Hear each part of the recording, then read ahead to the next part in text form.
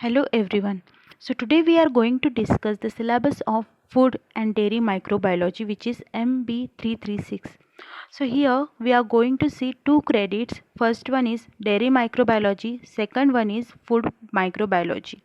So in the dairy microbiology, the first point is dairy development in India. So here we are going to see different institutes, different boards or different committees which are assigned for the profitable revenue to the farmers as well as the fair price to the consumers through milk.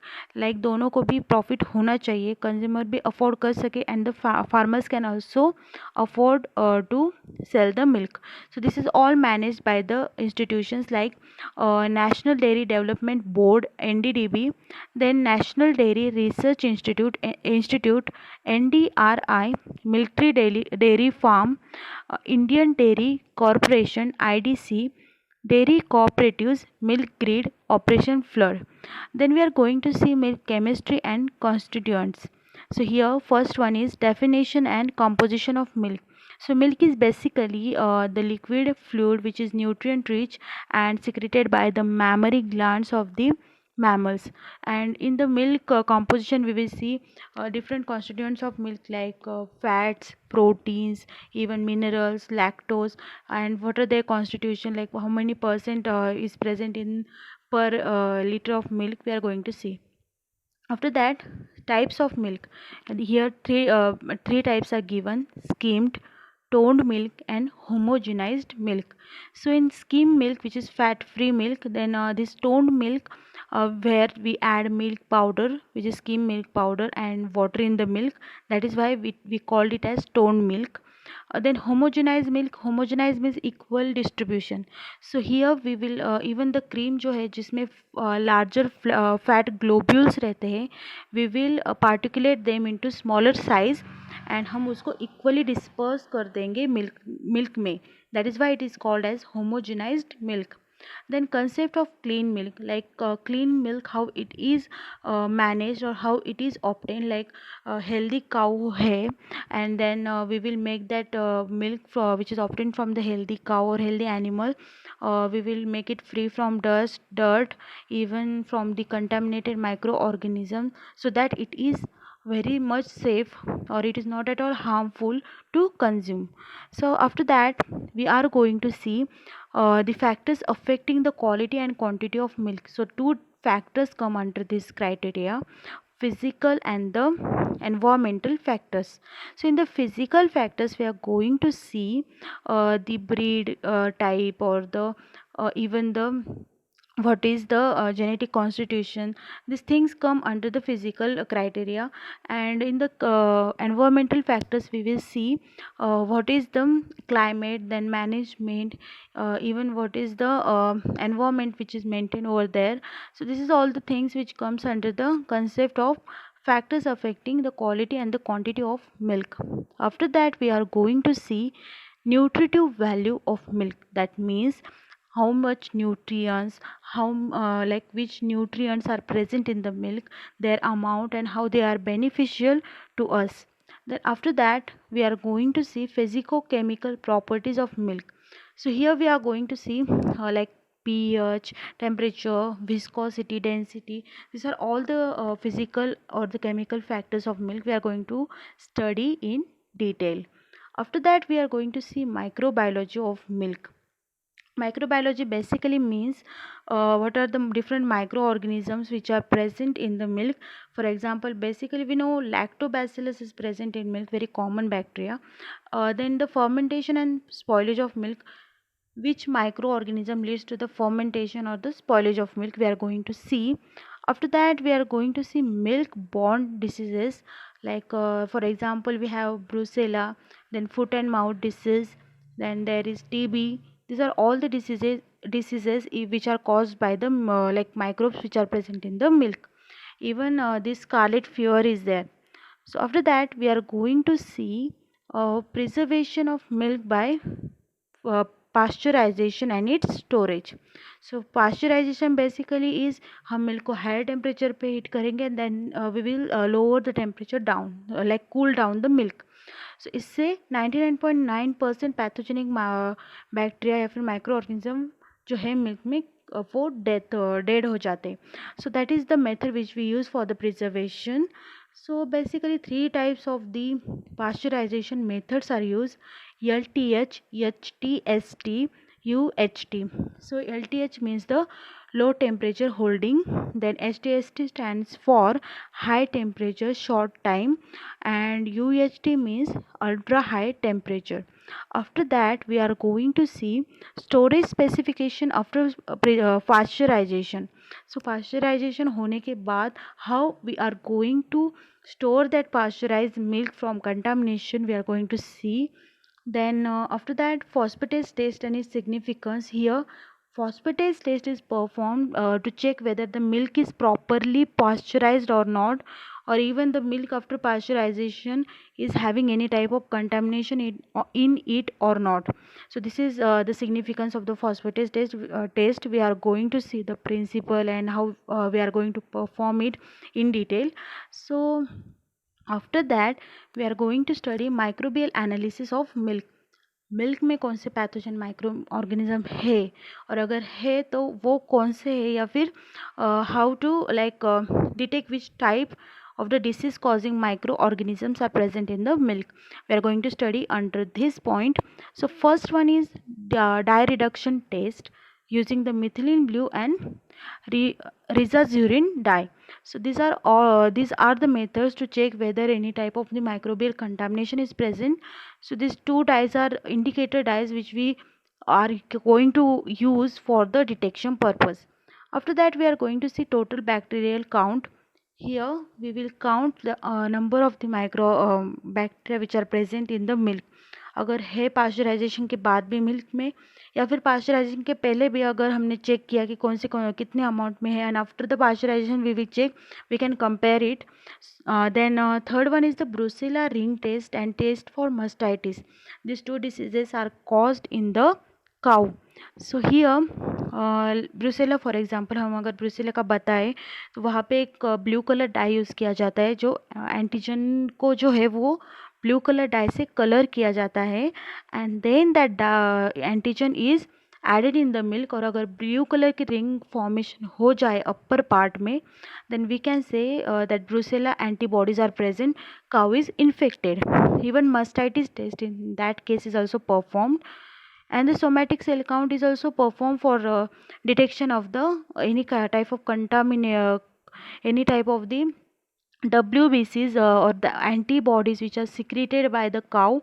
If any infection happens to that cow, so we can check that by using the somatic cell count.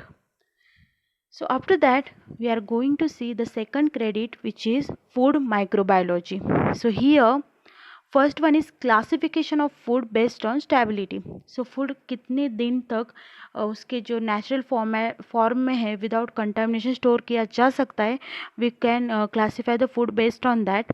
Perishable, semi perishable and stable. Perishable here 1 to 2 days तक we can store the food. Semi perishable here we can store for like weeks, and in the stable from months to years. So this is the criteria for distinguishing between the food types. Then second one is the food spoilage. Then chemical and physical properties of food affecting microbial growth. Now which are the chemical and physical properties which will help like microbes to grow, और even which will not help the microbes to grow. हम वो criteria देखने वाले हैं, like temperature हो, कौन से temperature, warmth, O2 level, या फिर moisturization. We can check this we will study this criteria which affects the microbial growth. Then sources of food spoilage, microorganisms. Then how microorganisms are act as a source of the spoilage of food. Microbes कैसे role play करते, we are going to see this. Then spoilage of milk and poultry products, bread, fruits and vegetables, eggs, seafood, then canned foods.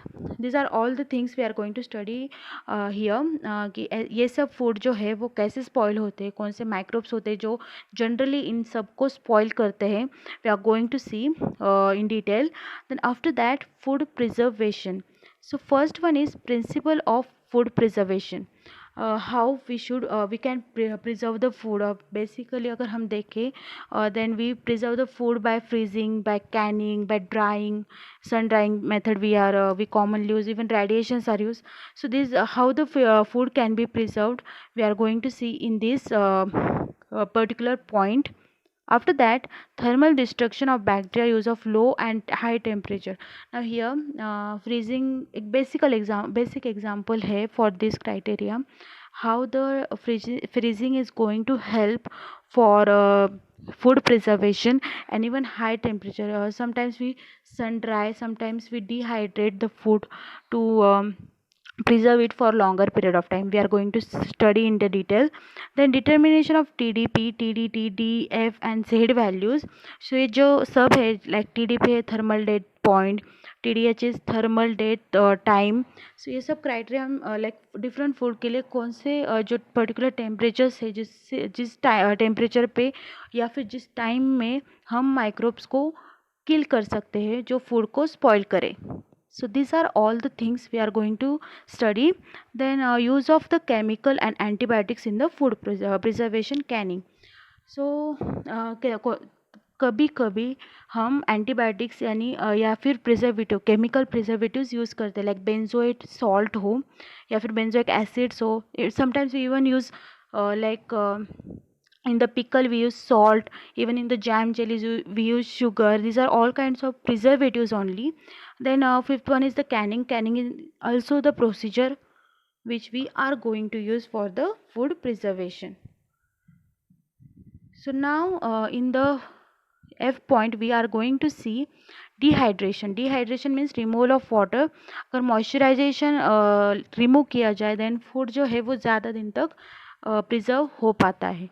Then after that, use of radiations like gamma rays है या फिर even x-rays है, we can use those radiation for the avoiding the spoilage. क्योंकि हम इस raise का use करके microbes की जो है वो जेनेटिक चेंजेस, माइक्रोब्स में जेनेटिक चेंजेस करने की वजह से वो किल हो जाएंगे, उनका डीएनए जो है वो चेंज हो जाएगा, उसमें कुछ म्यूटेशंस आ जाएंगे and they will get killed, and that's why the food will be preserved naturally, not naturally using the radiation. So then the principles of hazard analysis and critical control points, HACCP.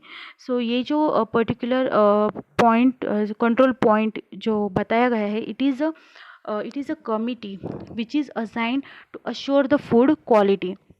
उसमें कुछ rules and regulations है which are followed by every like companies or every association which are going to do this food we can say food supplying or even food production. So after that, introduction to Tetra Pak technology. It is very recent technology which are we are using it nowadays very like rapidly, we can say very familiar technology. So we are going to study it in detail. After that, microbial food infection. So here food poisoning by Staphylococcus aureus, Campylobacter, Clostridium botulinum, Aspergillus flavus, even food infection by Salmonella typhimurium, Vibrio parahemolyticus.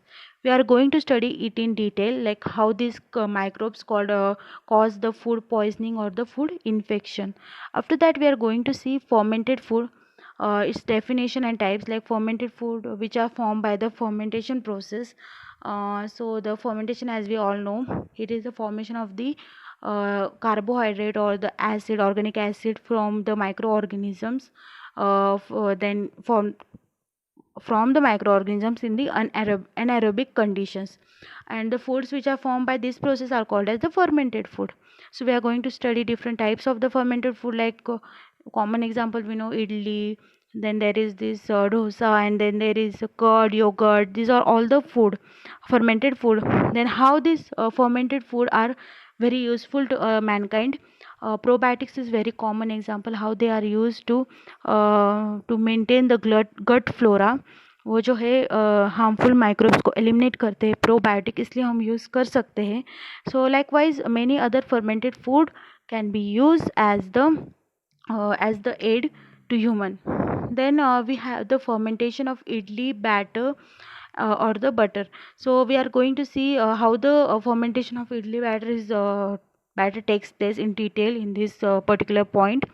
After that we have the application of genetically modified organisms, starter culture. So genetically modified organism जो है, जो natural micro organism है, उसको कुछ उसमें कुछ genes insert करके उनको किसी particular process में use किया जाता है. It is called as the genetically modified organisms.